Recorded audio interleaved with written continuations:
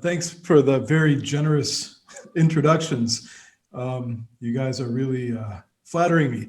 But I have to say, any knowledge, of course, comes on the shoulders of the giants who came before. And I pulled this out earlier. I have to embarrass, of course, your colleague, because this book was one of the first that I found when I first started researching China-Middle East relations, and a classic. I return to it often. So you're right, Muddassir, today is, we're talking, it's whatever, November 4th, it's 2:30 in the afternoon in the Gulf and 4 in New Delhi. And all day I've been glued to Twitter and the New York Times trying to make sense of the craziness that's happening with our friends in the US. I wish them well in sorting out this election. It really has me quite worried, actually. Despite the accent, I'm not from the US, I'm Canadian. And of course, the US is a very important relationship for us. So watching this is, yeah, it's pretty tough.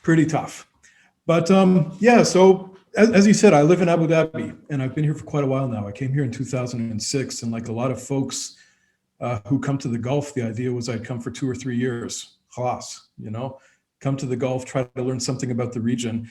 Because before coming here, my focus was on East Asia. I lived in Taiwan, where I studied Chinese for a few years, and I lived in South Korea, where I taught. And I really kind of thought of myself as an Asia guy. That was my passion and my deep interest. But in the mid-2000s, it was pretty clear, if we're looking at international relations and foreign policy questions, the Gulf is just so important. And to me, it was a big gap in my knowledge.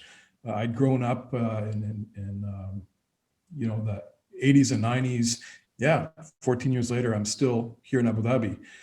It's provided a really interesting vantage point for studying China's presence in the Gulf, because it was something I've mentioned in a few talks. I'm sorry to repeat myself, because if you've seen any of my other webinars lately, when I started my PhD, I believe it was in 2011 or 2012, and I was talking to folks in Abu Dhabi and saying, I'm going to focus on China-GCC relations. And one of the first things I heard was this guy kind of just shook his head and like, you poor sap, how are you ever going to write 100,000 words about this topic? There's nothing there. How many times can you write oil trade? And by the time I wrapped up, it was pretty obvious, right, that this was a very deep, multifaceted relationship that was having potentially transformational impact on the region. My talk today is looking at China's partnership diplomacy. I've been asked to talk about Iran recently, and I thought that looking at China's diplomacy, its strategic partnerships, was maybe a different device that could maybe shed a little different kind of light on what China's been doing in the region. I'm not going to go into a lot of IR theory or anything, but when we look at this approach to the Gulf, you've got to look a little bit at alliance theory and strategic partnerships. And of course, we know that with alliances, there's been a lot of great scholarship done on it, because it was a very commonly used diplomatic or strategic mechanism during the Cold War. And you could see a lot of folks, Stephen Walt or Glenn Snyder, or any number of people who wrote extensively on alliances. So we have a lot of academic stuff to look at when we're considering this. But in the post-Cold War era, we haven't seen a lot of alliances taking root. What we're seeing more and more are countries using strategic partnerships. And there hasn't been a lot of good literature. Well, there's been some, but there's not been nearly as much as there has been on alliances.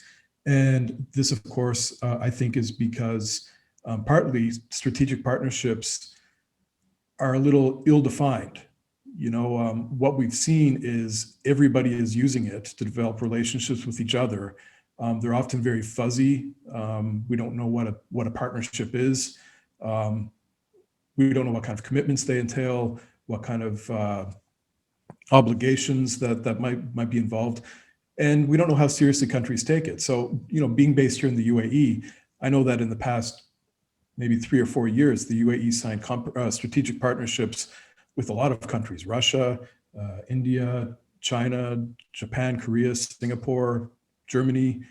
But when I ask people, it all kind of depends from state to state, what these relationships actually mean. So I think that kind of contributes to this idea that, it's a little hard to really put your finger on what they are. Now, this isn't really the case in China. China's got a pretty well-defined approach to its partnership diplomacy.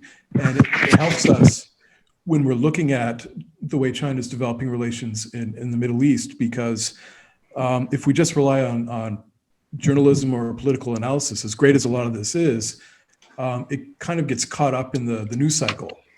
But if you look at some of these partnership relationships, I think they tell us a deeper story and gives us maybe a more useful framework to look at this stuff. So just kind of briefly, the distinction between these two devices, an alliance or a partnership, with an alliance, there's usually a very explicit commitment that's made, and it's almost always a security commitment, and they're almost always threat-driven. It's targeting a third country. It's saying, you and I are going to work together against this threat that we both face.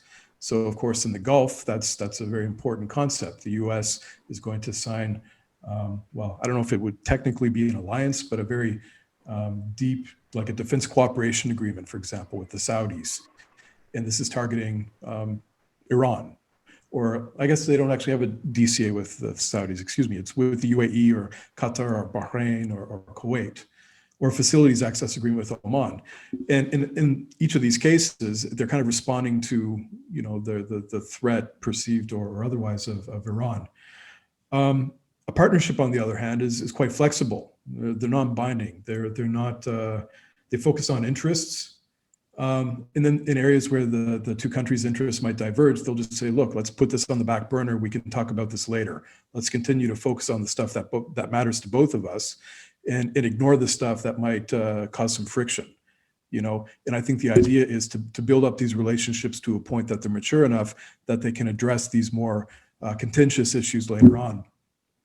But another important point is that makes them goal-driven. They're not threat-driven, they're goal-driven. Like, we're working on building trade relations, or we're working on building up development, or we're working on, some kind of feature like digital cooperation or e-commerce or something, right? They're usually focusing specifically on one issue and developing this goal-driven process rather than threat-driven and focusing on a third state.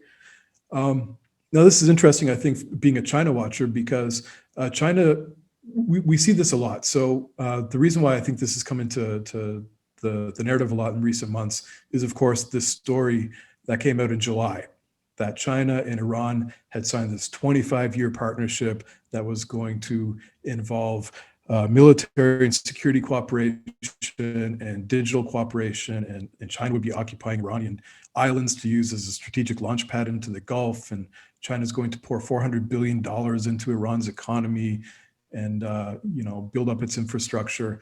And it really terrified a lot of folks, in DC or in everywhere, really.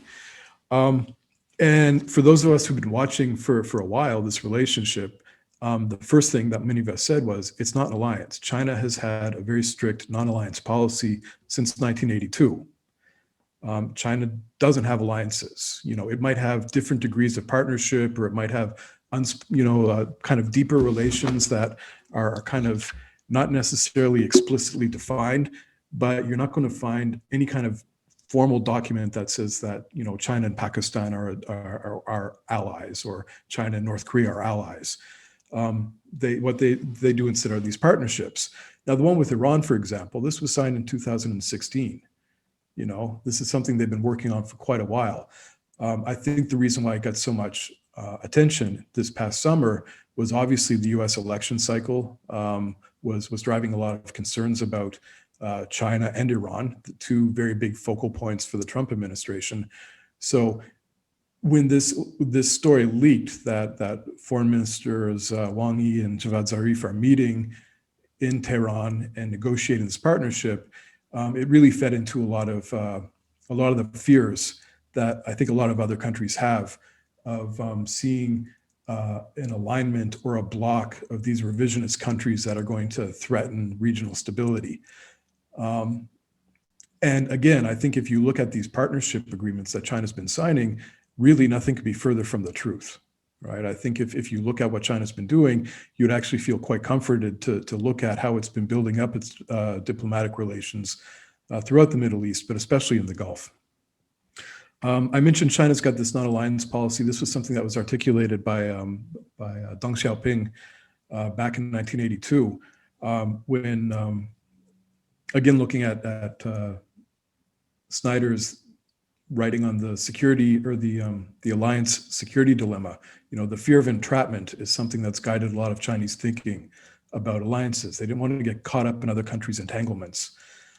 You can find a pretty deep body of literature on some pretty prominent Chinese scholars and analysts who question the wisdom of it, and say, maybe we should pursue alliances, because without it, we're always seen as not as committed to our partners. That, one thing that makes the US seem so much more credible is that they're willing to use this military commitment or security commitment with an ally, whereas China has partners. It seems a little less durable or a little less strong. So there are a lot of voices in China who are calling for a re-examination of this, but that's definitely not the orthodox approach. The orthodoxy in China is that the entanglements of other countries aren't worth it. We don't want to get involved in this business. And it creates a lot of beneficial self-perceptions for China. Like China likes to see itself as a different kind of great power, not like the US.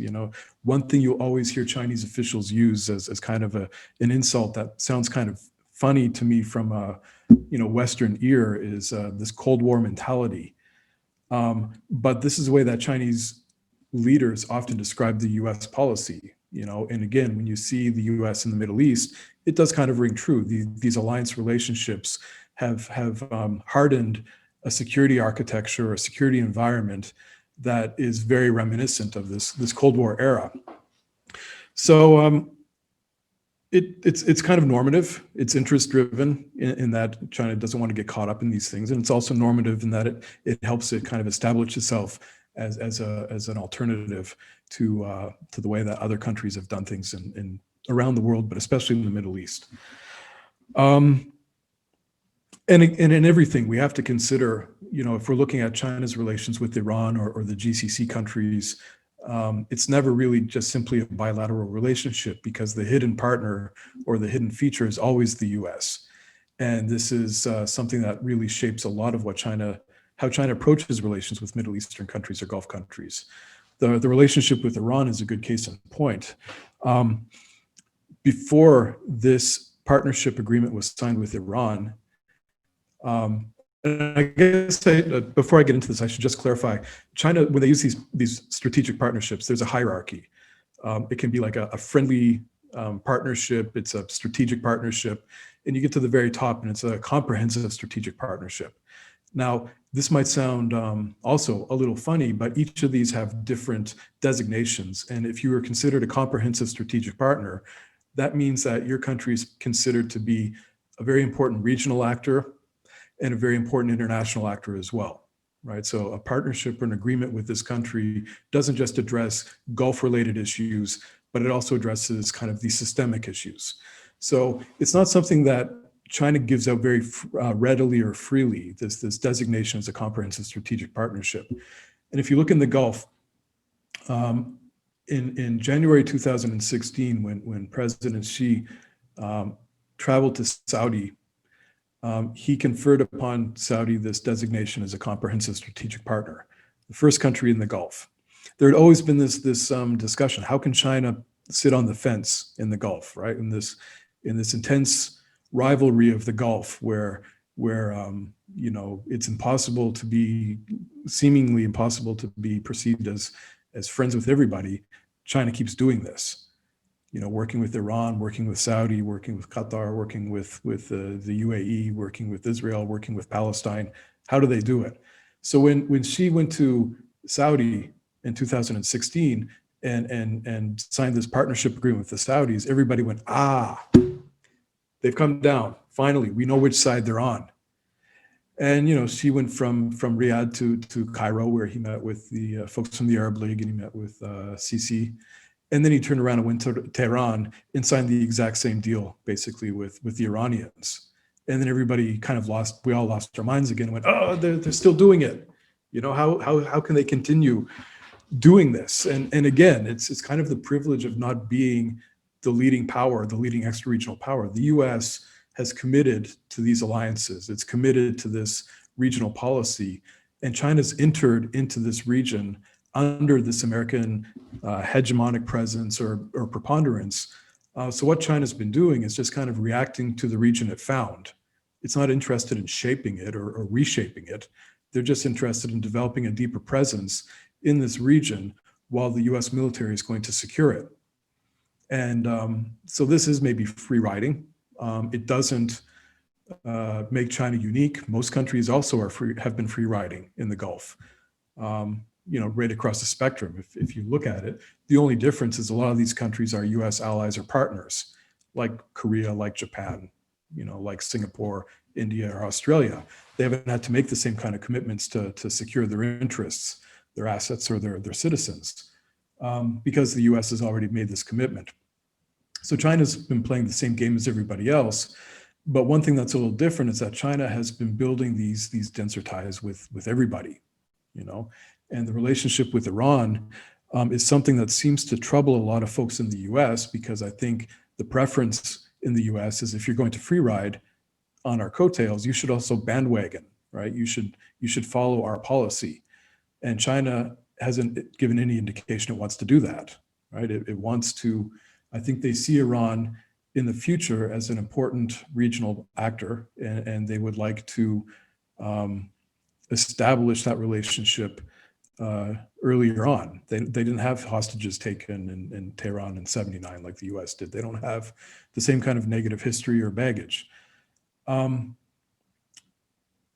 So again, getting back to Xi's trip in Tehran when they signed this deal, another important thing to remember is Iran looked differently, or it looked different to us in January 2016, because this is a few months after the JCPOA was signed. There was this hope, and of course, you know, being Indian analysts of the Gulf, you're aware more than anybody.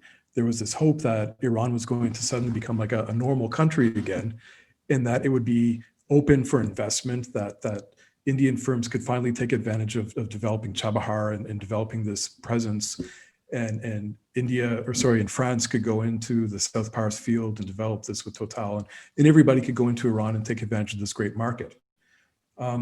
So China went in. They had been pressuring Iran, using a lot of positive and negative leverage on the Iranians in the run-up to the JCPOA.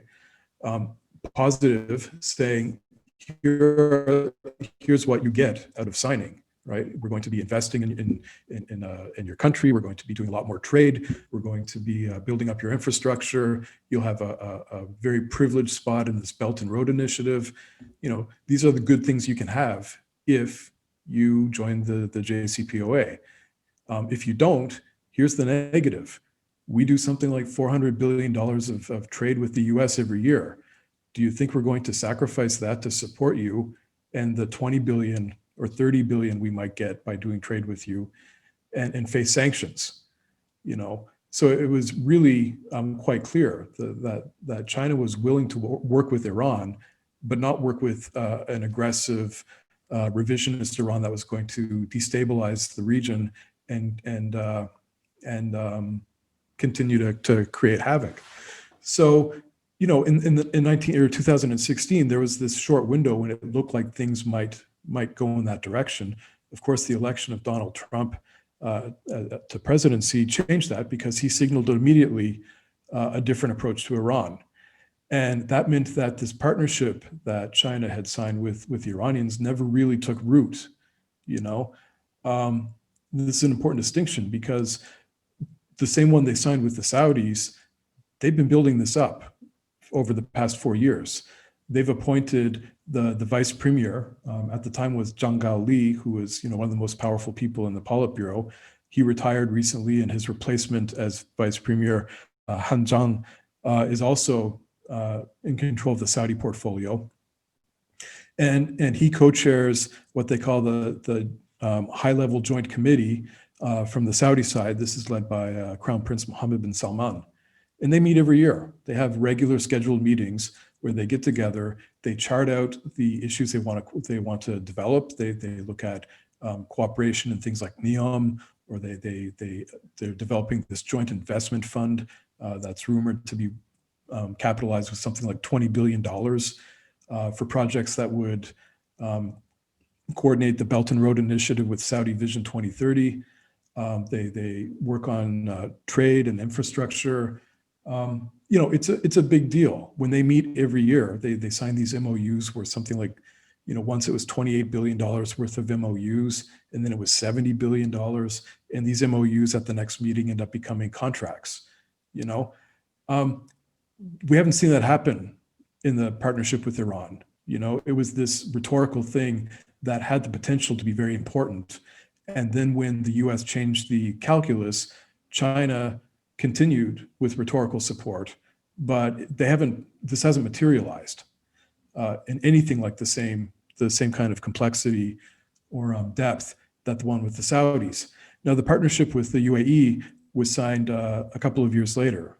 President Xi came to Abu Dhabi in July 2018 and upgraded a deal that had been signed in 2012. A strategic partnership was upgraded to a comprehensive strategic partnership. That shows that for Beijing, the UAE is at that top tier of Middle East countries. In the Gulf, that means Saudi, the UAE, and Iran. And then in the broader Middle East, that includes Egypt and Algeria. This isn't, again, like when you look at it, these are the countries where China has a lot of trade. They're geostrategically important. They are important locations in different Belt and Road projects. Egypt, where there's very little trade and very little investment, but of course Suez makes Egypt a very important thing for China when it wants to get into these ports in the Mediterranean that it's investing in. So these countries, these 5 countries that they've signed these comprehensive strategic partnership agreements with, really do tell us a lot about how China sees its presence in the Middle East developing. And the same deal with this thing with the Emiratis that was signed in 2018. This also has matured very, very quickly. So China has appointed a special envoy to the UAE, and this is Yang Jiechi. And Yang used to be the foreign minister. He no longer is, but he actually is of higher status than the foreign minister. He's on the standing committee of the CCP. He's one of the top officials in the country. He is a major figure in Chinese foreign policy, and he is the point guard on the UAE portfolio. The UAE has appointed Khaldun al-Mubarak, who's the CEO of Mubadala, among many other positions. So again, what we see here is 2 very high-profile individuals in the respective countries have been, managing this relationship, having regular meetings where they're again doing the same type of things, signing these joint investment funds, developing projects, and with the UAE, you can see another very important feature is the response to COVID. And again, this kind of indicates the importance of this partnership agreement with China, because the countries that have been working most closely with China are the ones that have these partnerships. And the UAE has been the biggest recipient. I would say actually when a lot of folks look at the Gulf, they think of Iran and Saudi. I really think for China, the UAE is the anchor. It's probably the most diverse, deep, and important economic and strategic relationship that China has in the Middle East. And what you can see in terms of their cooperation on the coronavirus, the UAE is really the biggest partner China has in the Middle East for this. They've been jointly producing this vaccine. China's had built these tracking and tracing and testing centers. They're sending PPE. Just a very broad response. And the UAE has been very eager to work with China on this. Now, it's interesting because, as I said earlier, we have to consider the US in all of this. And while the Trump administration has kind of been wagging its finger a lot at Middle East countries and saying, you're our partner, you're our ally, you can't work with China on these very sensitive issues, whether it's Huawei 5G or nuclear energy. We saw the story in Saudi this summer about the enrichment that the Chinese are supposedly helping them with. This, of course, angers America to no end. But on the most important or the most pressing political issue of the day, dealing with the COVID-19, what does the U.S. have to offer, right? If we look at it, they've been completely hamstrung. They're doing a miserable job of their own domestic response. They haven't really been able to provide a lot of support for their allies and partners, whereas China's been very active. And I know that obviously this is something that is going to raise a lot of people's hackles. But I think what you see is any port in a storm. And in this case, the COVID is driving a lot of governments to work with, whoever can help them confront this public health crisis, this economic crisis, this political crisis. So China's been making pretty good inroads. There's a lot of other stuff I could say about these partnerships, but I think I've already kind of hit the 30-minute mark. And I think it's always more fun to do these things if there's a bit of dialogue and give and take. So I'll just stop. And if you guys have any questions, maybe we can go in that direction.